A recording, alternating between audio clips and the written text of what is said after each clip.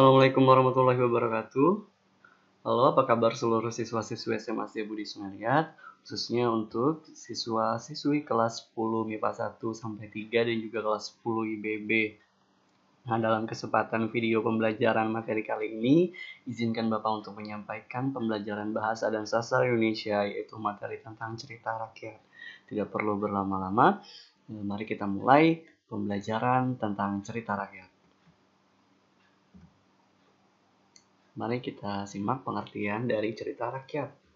Apakah cerita rakyat tersebut?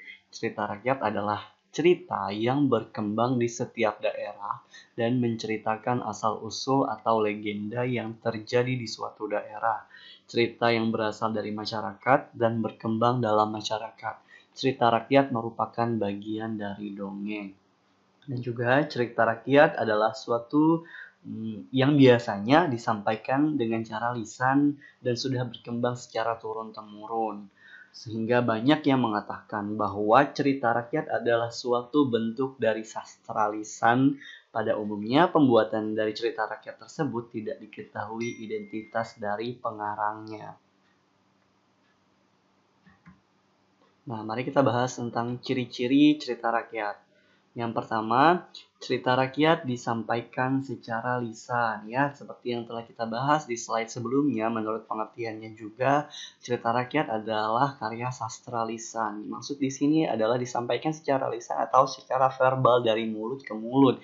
Jadi tidak ditulis ataupun tidak diketik dalam bentuk dokumentasi tulisan, namun ceritanya berkembang ataupun muncul dari lisan seseorang ke lisan yang lainnya, seperti itu. Yang kedua, disampaikan secara turun-temurun. Ya, secara turun-temurun misalkan kita sudah mendapatkan cerita rakyat tersebut, misalkan cerita yang ada di daerah kita di Bangka Belitung itu dari orang tua kita ataupun dari nenek kita dulu dan dari nenek moyang kita dulu, seperti itu.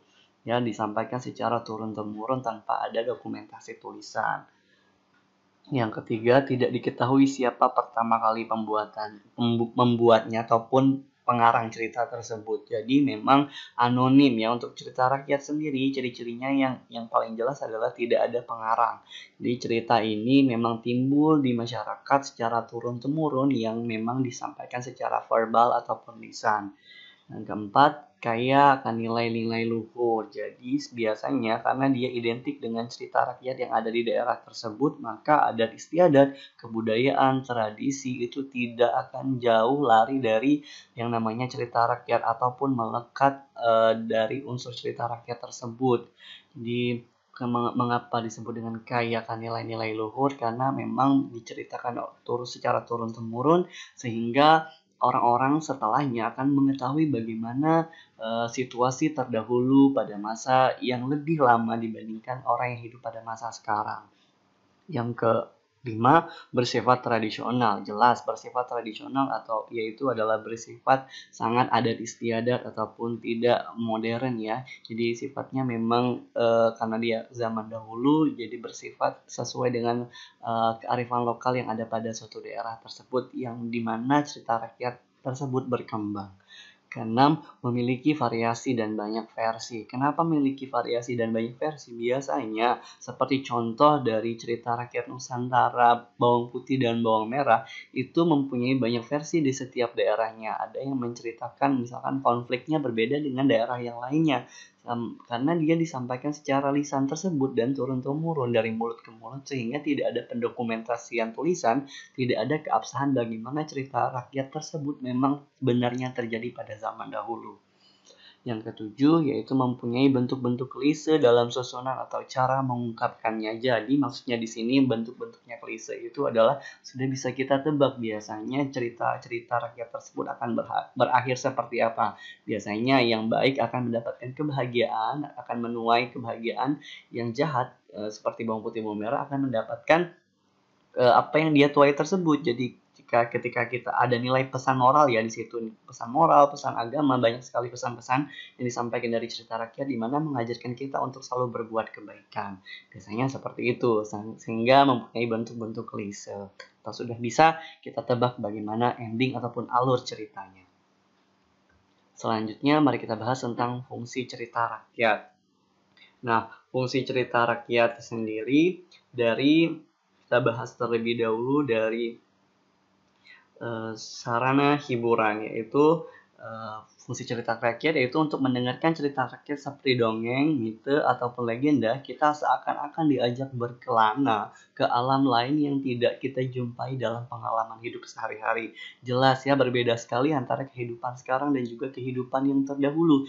Jadi fungsi cerita rakyat itu untuk pertama kali untuk sarana hiburan bagi kita, di mana kita diajak untuk berfantasi atau berimajinasi bagaimana kehidupan terdahulu. Misalkan contohnya pada zaman dahulu, rumput-rumput itu bisa berbicara, pohon-pohon bisa berbicara, binatang bisa berbicara, seperti itu kan. Kita sering mendengar cerita dari nenek moyang kita dulu, banyak cerita-cerita yang sebenarnya di zaman sekarang itu mustahil akan terjadi. Hanya itu sebagai cerita rakyat, sebagai fungsi utamanya sebagai sarana hiburan ataupun penghibur diri bagi yang mendengarkannya. Yang kedua, yaitu dari saran pendidikan, yaitu cerita rakyat ingin menyampaikan pesan atau amanat yang dapat bermanfaat bagi watak dan kepribadian para pendengarnya. Fungsi dari sarana pendidikan sendiri adalah pada dasarnya cerita rakyat ini mempunyai pesan di mana kita harus menarik hal-hal yang baik atau mengambil hal-hal yang baik, yang seperti sudah Bapak sampaikan di slide sebelumnya, di mana sesuatu yang kita tuai itu akan kita peroleh nanti hasilnya. Jika kita berbuat kebaikan, maka di sana kita akan menuai kebaikan ataupun kebahagiaan. Jika kita menanam benih kejahatan, maka yang akan kita tuai nantinya adalah ataupun keburukan bagi kita sendiri. Itulah sarana pendidikan di mana ada nilai moral yang terdapat pada nilai pendidikan yang terdapat pada cerita rakyat tersebut. Yang ketiga yaitu sosial, ya. Untuk dari sarana sosial ini sendiri, yaitu fungsi sarananya untuk penggalang rasa kesetiakawanan di antara warga masyarakat yang menjadi pemilik cerita rakyat tersebut. Ya, untuk misalkan contoh di Bangka Belitung sendiri, untuk cerita rakyatnya yang berkembang di daerah itu, di mana mereka biasanya akan menimbulkan rasa, oh saya orang yang berasal dari daerah ini mempunyai cerita ini, nenek moyang saya dulu seperti ini kisahnya dalam memperjuangkan misalkan daerah ini, maka rasa kesetiakawanan antara warga masyarakat yang tinggal di daerah lokal tersebut akan memiliki rasa kekeluargaan yang lebih tinggi, yang lebih erat antara sesamanya, seperti itu. Nah, untuk nilai sosial sudah kita bahas. Untuk nilai-nilainya sendiri itu banyak ya yang sudah Bapak jelaskan. Itu ada nilai moral, nilai pendidikan, nilai sosial, banyak sekali, yaitu sebagai pengokoh nilai-nilai sosial budaya yang berlaku dalam masyarakat. Jadi fungsi cerita rakyat sendiri yaitu berfungsi untuk misalkan menjaga nilai-nilai budaya yang sudah ada ditanamkan dari zaman terdahulu ke zaman sekarang, di mana adat istiadat dan tradisi itu harus tetap dijaga walaupun memang sudah banyak mengalami perubahan dari perkembangan zaman, seperti itu. Baik, nah untuk slide selanjutnya mari kita bahas tentang jenis-jenis cerita rakyat, ya. Yang pertama, mari kita bahas tentang menurut William R. Bascom bukunya dalam James Dananjaya tahun 1991 di halaman 50, cerita rakyat dibagi dalam 3 golongan besar, yaitu mitos, legenda, dan dongeng. Mari kita bahas tentang mitos terlebih dahulu. Mitos atau mite yaitu cerita prosa rakyat yang sudah dianggap pernah terjadi dan dianggap suci oleh para empunya, ya. Jadi oleh para ahlinya sudah dianggap pernah terjadi. Mitos atau mite biasanya ditokohkan oleh dewa atau makhluk dengan kekuatan setengah dewa. Peristiwa tersebut terjadi di dunia lain atau di dunia yang tidak seperti kita kenal sekarang, dan waktu terjadinya mitos tersebut terjadi pada masa lalu atau masa lampau yang sudah sangat lama terjadi. Jadi untuk mitos sendiri cerita rakyat yang biasanya mengisahkan tentang manusia setengah dewa ataupun hal-hal yang gaib yang tidak mungkin terjadi pada zaman sekarang, yang sudah Bapak bilang sebelumnya. Misalkan binatang bisa berbicara, pohon-pohon bisa berbicara, di mana kita akan menimbulkan imajinasi di mana ini benar atau tidak terjadi. Tapi untuk para empunya ini dianggap memang benar-benar terjadi, sehingga membentuk nilai dari istiadat, tradisi, dan juga nilai tradisional lainnya yang berkembang di daerah masyarakat tersebut. Yang kedua yaitu legenda.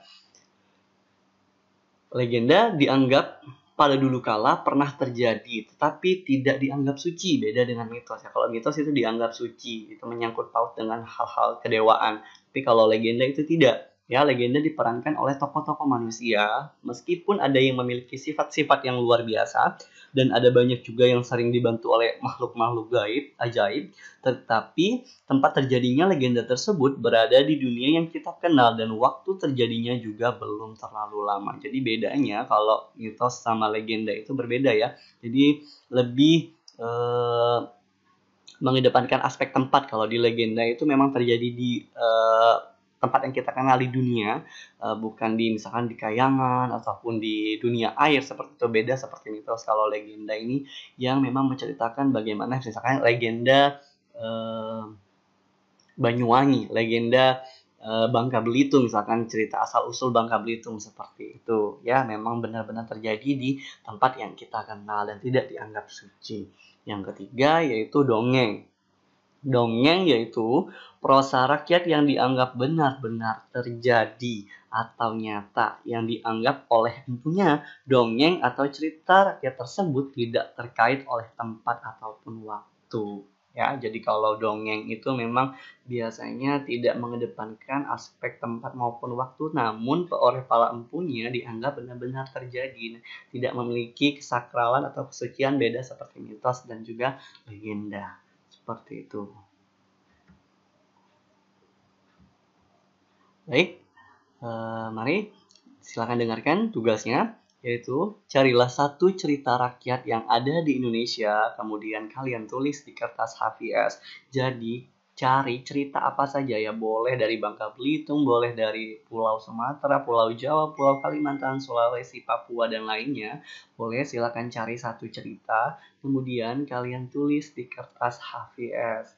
Ya, tulis ya, bukan diketik. Nah, setelah kalian tulis, kalian fotokan, kemudian kalian kumpulkan, kirim ke email Bapak di rosihan1995@icloud.com. Ya, sudah jelas untuk tugasnya. Terima kasih atas perhatian kalian semua. Stay safe ya. Semoga kita semua dilindungi oleh Tuhan Yang Maha Esa, bisa segera berkumpul tatap muka melakukan pembelajaran di sekolah, tetap mengikuti protokol ya kesehatan dari pemerintah, tetap menggunakan masker dimanapun kalian berada, apalagi ketika kalian berada di luar rumah, tetap mencuci tangan, karena semakin kita menjaga kesehatan kita itu akan semakin baik untuk kehidupan kita. Terima kasih. Wassalamualaikum warahmatullahi wabarakatuh. Selamat belajar di rumah.